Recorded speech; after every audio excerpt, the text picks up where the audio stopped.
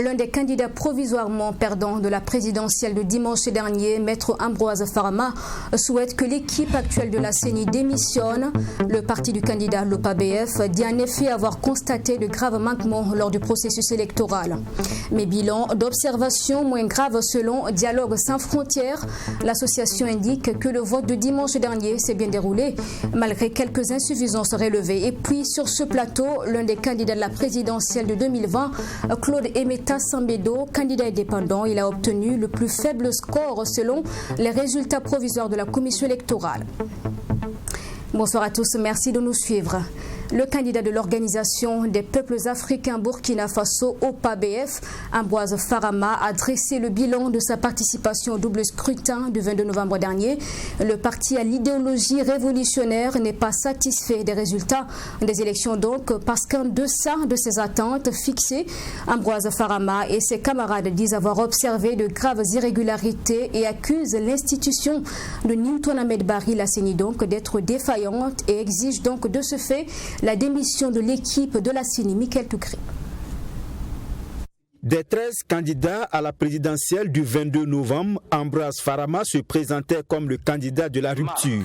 À la proclamation provisoire des résultats, le candidat de l'OPA-BF obtient 0,90% des suffrages exprimés et occupe la 10e place. Un résultat qui ne satisfait pas Ambroise Farama qui pointe du doigt ce qu'il qualifie de grande défaillance dans le processus de vote.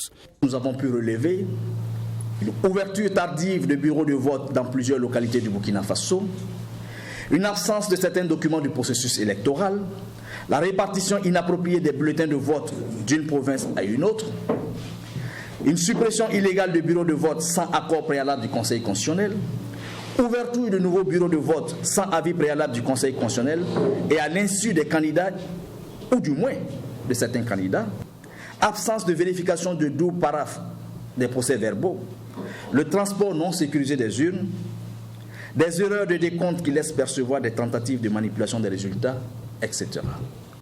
Au regard des incidents relevés dans le processus électoral, le candidat de l'OPA-BF invite la Commission électorale nationale indépendante CENI à tirer toutes les conséquences des imperfections enregistrées dans la tenue du double scrutin. En plus de la CENI, l'OPA-BF estime que le chef de file de l'opposition politique CEFOP a manqué de vigilance dans le processus pour assurer une veille électorale dans l'intérêt de l'opposition. Au regard de la grande défaillance de la CENI, qui semble avoir du mal à reconnaître les imperfections dans l'organisation des élections, nous leur demandons, en toute responsabilité, de démissionner afin qu'une nouvelle équipe crédible puisse être installée afin de préparer sans suspicion aucune les élections municipales. Nous estimons que le CEFOP a manqué de vigilance, de cohésion et d'action concertée. La seule chose qui reste à faire, c'est la voie des recours. Et nous espérons aussi qu'à ce niveau, elle a pu prendre les dispositions pour constater les infractions et les différents manquements. En plus des résultats mitigés à la présidentielle, l'OPA-BF n'a obtenu aucun siège aux élections législatives. Pour le parti de Ambroise Farama, les urnes ayant livré le verdict, il félicite le candidat Rochma Christian Kaboré pour sa réélection sous réserve des recours en cours devant le Conseil constitutionnel. Et place à l'invité de ce journal, Claude Emeta Sambedo. Il est le seul candidat indépendant de la présidentielle de dimanche dernier, selon les résultats provisoires proclamés par la CENI jeudi dernier. Donc, Claude Emeta Sambedo a obtenu 0,33% des voix et occupe donc la 13e et dernière place. Bonsoir. Bonsoir, madame. Bienvenue donc sur ce plateau. Qu'est-ce que vous pensez de votre score et de votre place à l'issue de la présidentielle ? Alors, c'est sûr que quand on vient à la présidentielle, c'est pour gagner. C'est pour la première place. Et donc, c'est pour être élu. Donc, votre score est plus ou moins ce que vous méritez au regard de la réalité du terrain et de ce qui s'est exprimé. Donc, vous prenez acte de votre score et puis vous en tirez les conséquences. Oui. Et voilà. Alors, cette présidentielle, c'est votre première expérience politique et en tant que candidat indépendant également. Est-ce que cette réalité ne vous a pas valu cette place-là ? Je ne crois pas. Vous savez, souvent, lors des élections, il y a la rencontre souvent du contexte et de ce que vous engagez. Je pense Et personnellement, je pensais que la situation actuelle, au vu de ce que nous constatons sur le terrain, de l'insatisfaction générale, des critiques qui fusent tous azimuts, et puis de ce que l'on a constaté, que ce soit au niveau sécuritaire, au niveau de l'emploi des jeunes, il y avait beaucoup de choses à redire. Et donc,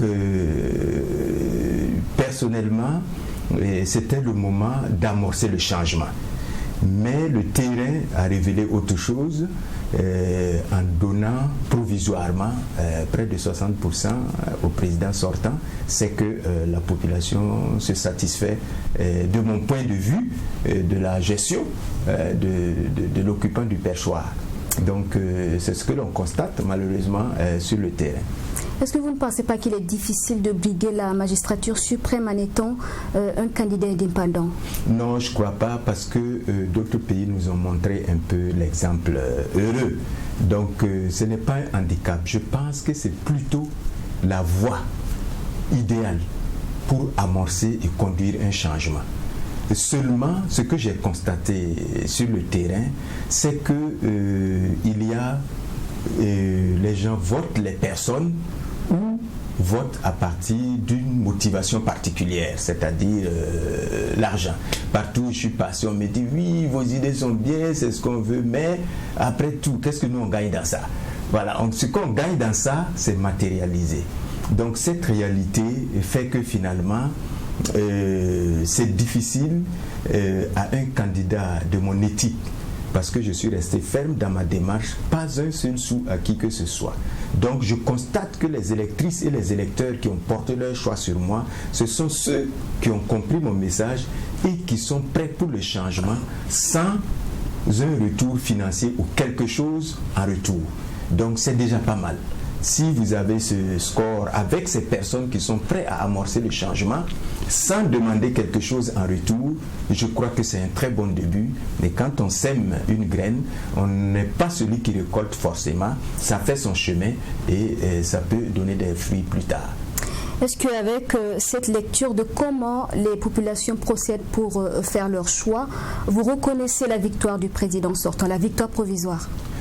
Puisque c'est ce qui est édicté par la CENI, qui est une structure accréditée, il est bon de ne pas discuter inutilement les résultats provisoires. Là n'est pas la discussion. Et il faut attendre que la Cour constitutionnelle confirme. Puisque nous sommes dans des résultats provisoires, pourquoi engager des discussions et des débats qui ne sont pas des débats républicains? C'est pour cela que je me réserve de ces débats qui n'ont aucun sens ni aucune pertinence pour moi. Ceux qui ont la possibilité d'avoir des éléments matériels pour constater, qu'ils les reversent à la Cour constitutionnelle qui va décider en conséquence de ce que devra être ce résultat. Personnellement, je n'ai pas de preuves matérielles entre les mains, étant entendu que mes modestes moyens ne m'ont pas permis de mettre des représentants partout, ce qui est une lacune bien sûr, mais pas affectée à la CENI, c'est à tout le monde, puisque c'est l'État qui n'a pas pu mettre à disposition les finances nécessaires pour prendre ses représentants à temps. Ce n'est pas à la CENI qu'il faut affecter le problème. Et donc nous étions obligés de faire l'effort nous-mêmes pour prendre ces représentants en charge, éventuellement. Et donc, comment peut-on prendre 5 000, 8 000 représentants en charge? Et donc, je n'ai pas de retour véritable de ces représentants qui m'ont constaté matériellement des écueils ou des fraudes. Mais je pense que ceux qui avaient un peu plus de moyens ont ces preuves et ils peuvent les reverser au niveau de la Cour constitutionnelle qui va trancher voilà la question. Et en ce moment, je crois qu'on peut se prononcer véritablement sur les résultats définitifs et passer à autre chose. Alors restons sur le cas de la CENI. Le PABF de Maître Ambroise Farama demande donc la démission des membres de la CENI, estimant qu'ils n'ont pas été à la hauteur de ce qu'il y avait à faire au niveau du processus électoral. Est-ce que vous partagez cet avis? Les membres de la CENI, c'est qui? C'est le politique toujours. Moi, c'est la configuration de la CENI qui me pose un problème, grosso modo. Mais moi, je ne peux pas, à partir de cette élection, ça a toujours été ainsi. On a toujours jeté. Il faut avoir le courage de dire que la CENI, telle qu'elle est organisée, c'est pas bien. Moi, je le dis, même l'administration. Vous savez que dans mon plan, j'ai dit qu'il faut dépolitiser l'administration. La CENI est une structure politique. Ce sont des commissaires politiques qui y sont. Vous comprenez que c'est compliqué. Il ne faut pas donner à la politique les moyens de contrôler ou de gérer la politique. Là, vous créez vous-même les limites. Donc, moi, dans les critiques d'un point de vue général, j'ai toujours dit, essayons de reconstruire le Burkinabé intègre, qui aime le travail dans la discipline, et revenons au basique, qui est de confier à l'administration territoriale l'organisation des élections purement et simplement, avec des fonctionnaires intègres, crédibles, totalement dépolitisés. Si on dépolitise l'administration territoriale utilise. Nous, on a connu ça, les élections. Ce sont les maîtres d'école qui... C'était propre. Mais vous confiez à une structure, dès que le politique s'invite et prend la chose entre les mains, il y a toujours des discordances, il y a toujours des dysfonctionnements, des problèmes qui sont liés aux intérêts cachés et aux intérêts vraiment qui ne sont pas toujours d'un niveau vraiment élevé à servir la nation. Donc moi je trouve que je ne vais pas jeter l'opprobre à la CENI, c'est à la classe politique dans son ensemble et effectivement à la population parfois qui refuse son niveau de contrôle, comme j'ai dit, et qui dit toujours il faut les laisser, ces gens-là, faire ce qu'ils veulent et nous on est derrière. Mais ça va nous entendre tous ici si nous continuons à réfléchir comme ça. Voilà qui est très clair. Quel est l'avenir politique de Claude Aimé Tassamedo? Alors, comme je l'ai dit, nous, on s'est battu d'une manière ou d'une autre et l'insurrection était un salut pour ce pays. L'insurrection devrait permettre d'arriver à une correction et à un changement radical. Malheureusement, vous comprenez que ce que l'insurrection a laissé, comme on le dit, sonne faux désormais dans la conscience collective de tout le monde. Plus rien ne sera comme avant, ça s'est empiré.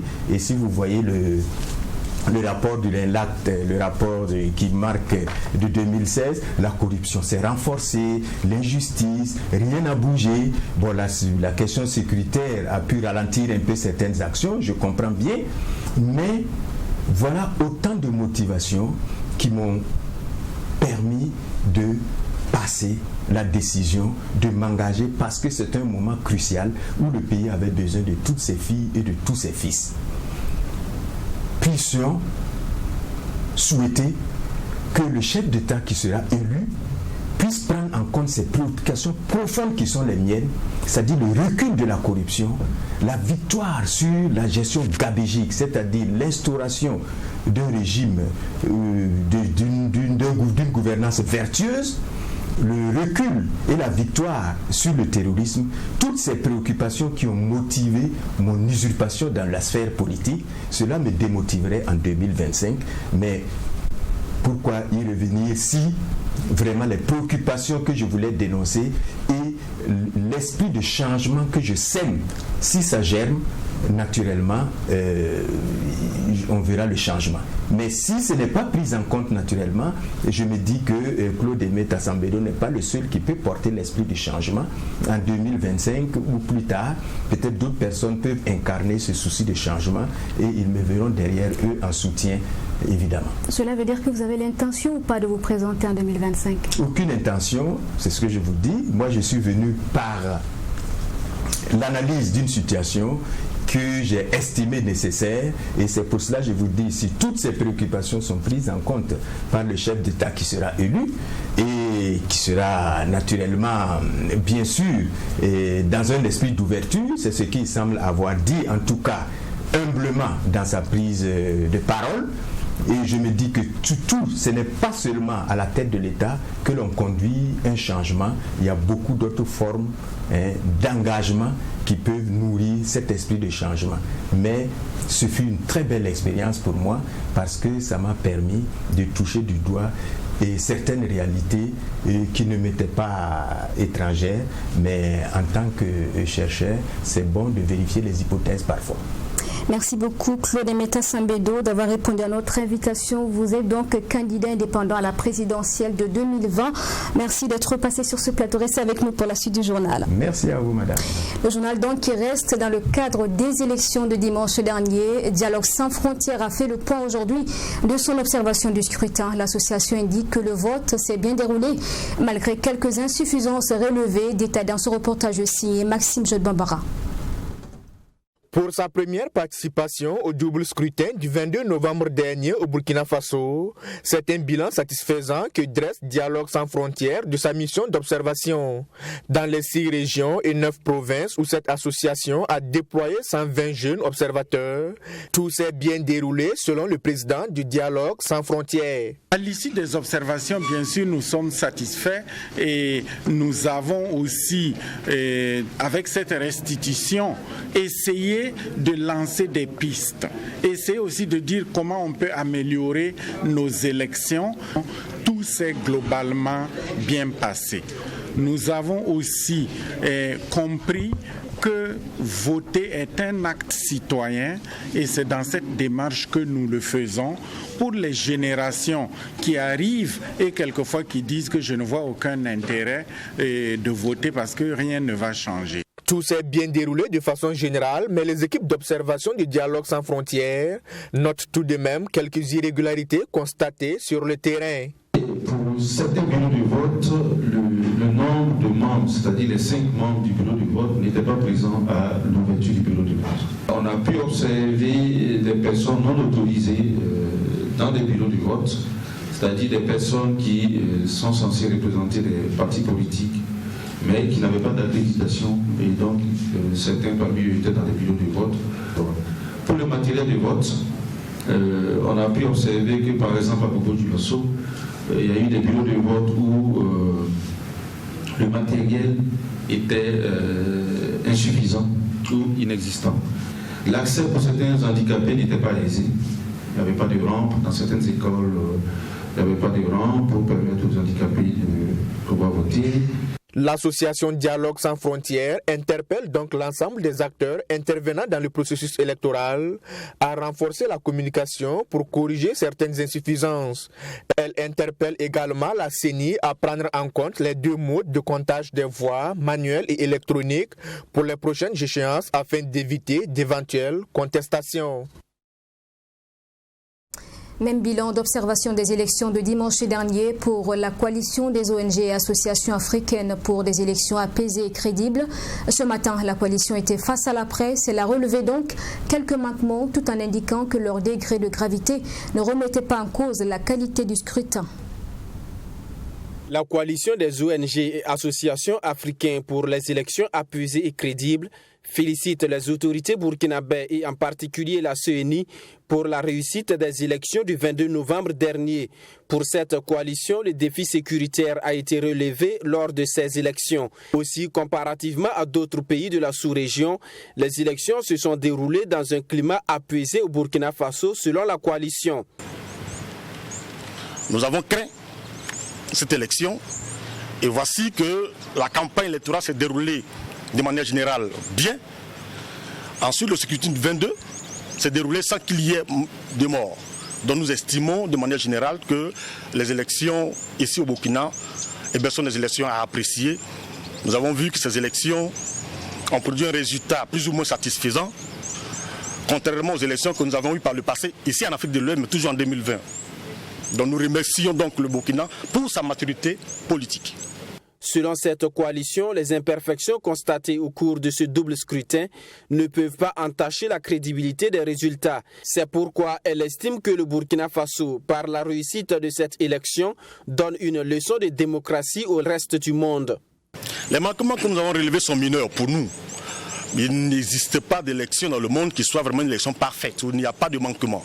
Vous avez l'exemple de la plus grande démocratie du monde, qui est l'Amérique, où aujourd'hui, le président sortant est en train de crier à la fraude.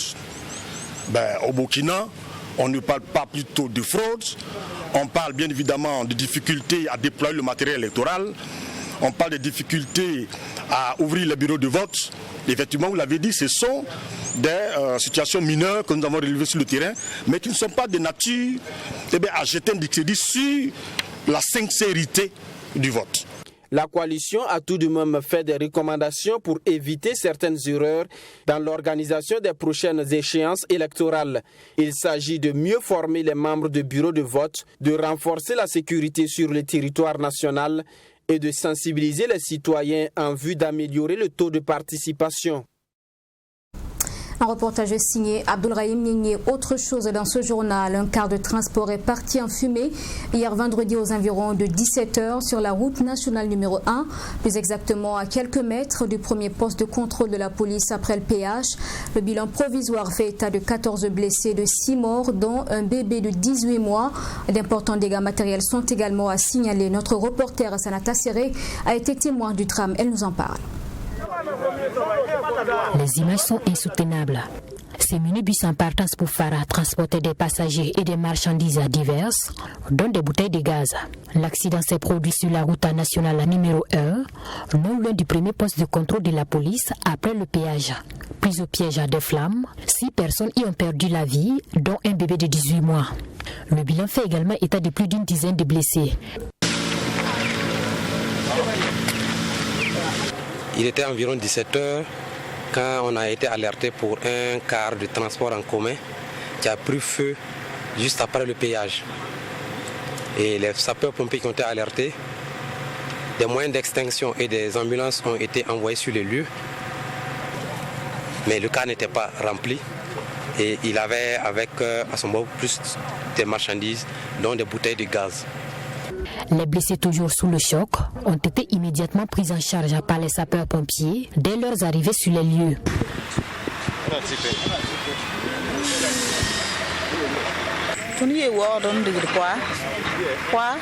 Je quittais Ouaga pour Poix. Nous étions dans le car et d'ici qu'on ne s'en rende compte, le car a pris feu. Je ne connais pas le nom de la compagnie. Je ne me rappelle de rien.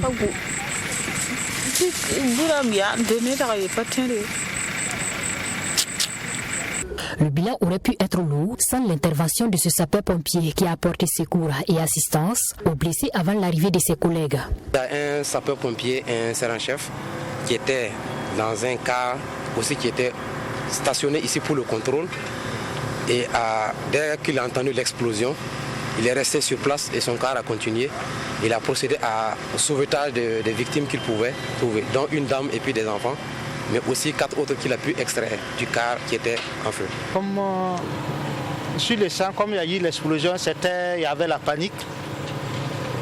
Bon, ceux qui pouvaient s'arrêter, c'était moi avec quelques policiers que j'ai appelés au secours pour m'aider à trimballer les victimes loin du sinistre. Bon, ce que j'ai pu faire, j'ai commencé à sauver les victimes qui criaient au secours au niveau des fenêtres et d'autres victimes qui étaient de l'autre côté dans un véhicule de touristes. C'est ce que j'ai pu faire. L'origine de l'accident reste jusque-là inconnue, mais les enquêtes sont en cours pour situer les responsabilités, a laissé entendre le commandant de la première compagnie incendiaire des secours, basée à Ouagadougou. Le district 403 A3 du Lions Club Ouagadougou a un nouveau gouverneur. La cérémonie de passation de charge a été effective hier vendredi. Djeneba Diallo succède à Dieudonné Milogo et c'est en présence d'amis, de sympathisants que la nouvelle gouverneure du district, donc 403 A3 du Lions Club, a pris service. Elle place son mandat sous le signe de la continuité. Vous l'entendrez dans ce reportage signé Serge Bado. Après un an passé à la tête du district 403 A3, Dieudonné Hubert Milogo passe le témoin à son successeur. Un mandat au cours duquel plusieurs actions ont été menées dans divers domaines. Un mandat jugé satisfaisant selon le gouverneur sortant, Dieudonné Hubert Milogo. Le bilan, il se résume en 4 grandes coordinations que nous avons au niveau de notre association, à savoir la coordination chargée de l'effectif. Nous avons des objectifs d'accroissement à réaliser et en termes d'effectifs, nous avons fait un accroissement de 139% alors qu'on avait un objectif prévu de 100%. Nous avons créé 4 clubs au lieu de 3 qui étaient prévus. Et nous avons également accru le membership féminin. Pour la gouverneure Djeneba Diallo, son mandat est placé sous le signe de la continuité. Elle entend poursuivre les œuvres de son prédécesseur et c'est en cela que des actions sont déjà menées pour mieux faire connaître l'association. Mon mandat est placé sous le signe de la poursuite des grandes œuvres réalisées par les deux précédents gouverneurs du district 403A3 et aussi faire des actions en faveur des femmes et des enfants. Vous savez que c'est une frange de la population qui est assez délaissée et donc j'encourage les clubs à faire des actions en l'endroit de cette partie de nos populations. On a déjà commencé puisque le mandat a commencé depuis le 1er juillet et voilà donc les clubs font, nous avons 5 domaines d'intervention au niveau du Lions Club. Dans ces domaines-là déjà, on encourage à faire les actions en faveur des femmes. Et puis, dans d'autres domaines aussi, on va essayer de faire. La cérémonie de passation a été l'occasion de distinguer des personnes qui se sont illustrées au cours de l'année passée. En rappel, le district 403A3 depuis juillet 2019 regroupe 1276 membres, 6 régions, 12 zones, 53 clubs et 33 Léo clubs. Littérature dans ce journal, un nouveau livre sur le marché intitulé « Penser et agir pour l'Afrique ». L'œuvre a été présentée hier 27 novembre. Elle est de 3 auteurs burkinabés de la diaspora. Ils abordent notamment l'histoire de l'Afrique et le modèle d'éducation qui lui convient le mieux. On en sait plus avec Saoudata Zono et Fatima Tanikima. Penser et agir pour l'Afrique est l'œuvre de 3 auteurs burkinabés de la diaspora qui veulent apporter leur pierre au développement de leur continent qu'est l'Afrique. Dans ce livre, les auteurs abordent plusieurs thématiques, à savoir la place de l'intellectuel dans la société africaine, l'homosexualité, l'histoire de la révolution en Afrique. Les auteurs préconisent également dans l'œuvre la valorisation de la culture africaine. Nous avons également touché la question des langues parce que de notre point de vue, il est très important de faire en sorte que les enseignements au niveau du primaire, au niveau du secondaire, qu'on puisse introduire les langues nationales et progressivement au niveau supérieur ajouter les langues internationales. Et enfin, nous avons abordé les questions qui touchent la question de la démographie. Est-ce que l'Afrique est surpeuplée? Est-ce que l'Afrique est sous-peuplée? C'est des questions auxquelles nous avons essayé d'apporter des réponses, etc. Ce livre de 180 pages est le fruit de plus de 10 ans de réflexion d'un ingénieur en mécanique, d'un diplomate et d'un ingénieur en télécommunications. Ce fut donc une période de forte collaboration selon Bernard Zongo. C'est une collaboration qui a commencé depuis 2008-2009, comme je l'ai dit. Nous venons d'horizons divers, nous avons des formations diverses, mais c'est beaucoup plus l'idée qu'on ne peut pas réussir seul. C'est une entreprise qui a demandé beaucoup de travail d'équipe et qui a demandé beaucoup de discussions, beaucoup de débats. Et c'est comme ça que nous entrevoyons le travail au niveau de la jeunesse. Notons que Penser pour agir est un recueil d'articles de Burkina Finks. L'objectif au départ était de susciter des débats constructifs sur les réseaux sociaux à travers la publication des articles. Toute chose qui devait concourir à une prise de conscience. C'est également une œuvre qui a été éditée par les éditions Téminis.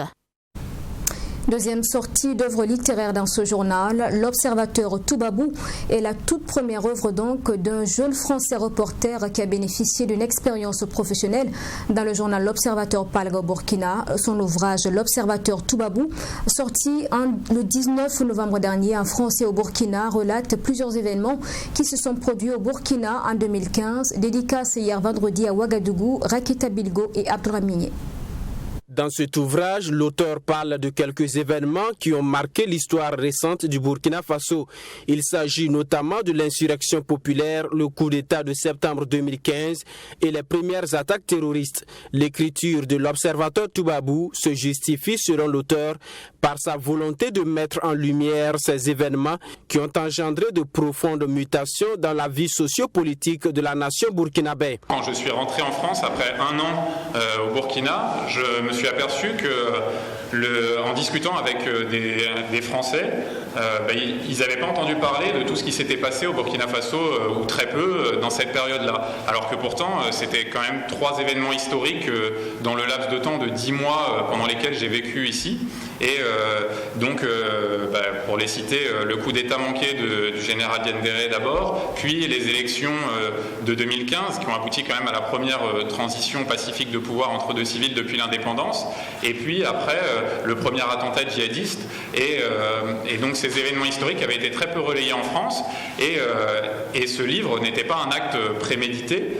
C'est simplement quand je discutais avec les gens, j'arrivais à les intéresser, donc comme l'a dit Alseni, à travers un récit à la première personne. En fait, quand je racontais aux gens, moi, comment j'avais couvert les événements, c'était ça qui les intéressait. Cette œuvre de 248 pages est subdivisée en 2 parties. La première partie, intitulée « Actualité », met l'accent sur les faits qui se sont déroulés en 2015 au Burkina Faso, et la seconde partie, qui a pour titre « Carnet d'adresse », est un condensé de son expérience professionnelle capitalisée lors de ses différents voyages. Cette cérémonie de dédicace a vu la présence du ministre de la Culture, Abdul Karim Sango. Comme l'a dit l'auteur lui-même, il s'agit d'un regard extérieur qui est porté sur une série d'événements que le Burkina a connus. Nous considérons que cet ouvrage, et d'ailleurs dans ses motivations il a expliqué, participe de ce dialogue de culture entre les peuples, puisque un des objectifs visés par l'auteur, c'est de faire connaître le Burkina Faso au public français sous un angle meilleur que celui qu'on a l'habitude de voir dans les médias. Autrement dit, nos pays sont souvent traversés par des dynamiques très positives, mais qui ne sont pas toujours mises véritablement en valeur. Rappelons que l'Observateur Toubabou est sorti le 19 novembre dernier au Burkina Faso et en France sous la bannière des éditions du Net. L'œuvre a également reçu le prix du meilleur essai et du Grand Prix de manuscrit francophone 2020. Double célébration ce samedi à l'église Saint-Pierre de Ouagadougou. La sœur Béatrice Eugénie Tapsoba a prononcé ses vœux de servir le Christ tout au long de sa vie. Et à ses côtés, la sœur Marie-Thérèse Bassolé qui, elle, a renouvelé ses vœux. Pour l'occasion donc, 2 cérémonies ont eu lieu lors d'une messe d'action de grâce. Reportage avec Mami Kamabou.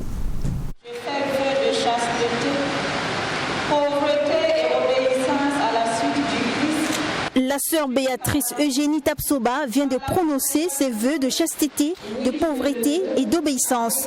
En prononçant ses vœux, la sœur Béatrice Eugénie consacre à nouveau sa vie à servir Dieu, de suivre le Christ en se conformant le plus possible à lui. Cela signifie pour moi mon appartenance au Christ, et voilà, et ma joie d'être à lui aussi. Une occasion pour moi de célébrer sa gratuité, qui me met toujours en mouvement à sa suite dans la congrégation religieuse de l'Assomption, fondée par Mère Marie Eugénie, que j'aime beaucoup, et je suis fière d'être une religieuse de l'Assomption. C'est à l'église Saint-Pierre de Ouagadougou que la sœur Marie-Thérèse Bassolé a renouvelé ce vœu. Cela fait 50 ans que la sœur Marie-Thérèse a consacré sa vie à Dieu. Un jubilé d'or célébré ce jour entouré de la grande famille Bassolé et de sa famille spirituelle. Des sentiments de plénitude, de gratitude à Dieu et à vous tous. Le bonheur n'a pas de limite. Je suis tellement heureuse. Et mes petits-enfants, vraiment, que Dieu vous bénisse. Que Dieu donne la paix à toute notre famille. Pas seulement la famille, mais à l'église, au pays. Cette double célébration a été marquée par une messe d'action de grâce. Le sens de cette célébration, c'est un chant d'action de grâce à la gloire de Dieu qui appelle de pauvres hommes à lui consacrer leur vie parce que lui seul peut combler le cœur d'un homme et d'une femme. Donc, le sens de cette célébration, c'est rendre gloire à Dieu pour sa fidélité parce que c'est lui qui appelle, c'est lui qui donne la force, c'est lui qui rend fidèle. La sœur Marie-Thérèse Bassolé a saisi cette occasion pour encourager la nouvelle génération à servir Dieu. Et selon toujours elle, la jeunesse doit faire confiance au Seigneur tout au long de leur vie. Et pour refermer ce journal, parlons de la culture Bissa du 3 au 5 décembre prochain dans le quartier d'Assasco. Elle fera l'objet d'un festival, le festival Taudare, qui va donc essentiellement mettre en valeur les costumes et accessoires de beauté chez les Bissa. En prélude au rendez-vous, une conférence de presse a été organisée ce matin à Ouagadougou. On en parle avec Rakita Bilgo et Alice Ouedraogo.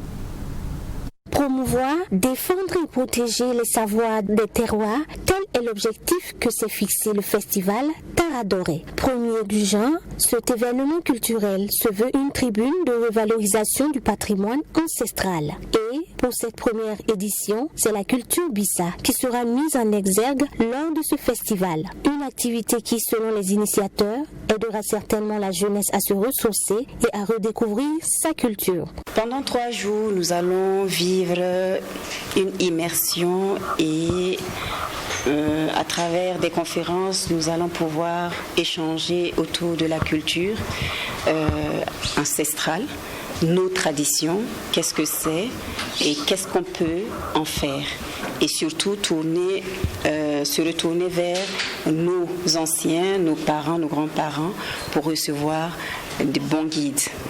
Mes attentes, c'est déjà d'amener la population, mes frères et sœurs, mes enfants, mes parents à se mettre ensemble pour que nous puissions valoriser au mieux notre culture. Plusieurs activités seront au programme de ces 3 jours de festivités. De la poterie au tissage, en passant par l'art culinaire, toutes les facettes de la culture Bissa seront revisitées. Vous allez avoir la possibilité de découvrir des mets Bissa. Et vous allez avoir la possibilité de découvrir nos pagnes, les pagnes de chez nous, et même la façon de tisser le pagne traditionnel de chez nous, et même échanger avec le détenteur de savoir qui est notre papa qui vient nous accompagner pendant cette période-là. Vous allez également peut-être découvrir du matériel Bissa, des décorations, j'allais dire certainement des accessoires Bissa. Le festival Taradoré est prévu se tenir du 3 au 5 décembre à Ouagadougou, dans l'enceinte de la villa Taradoré.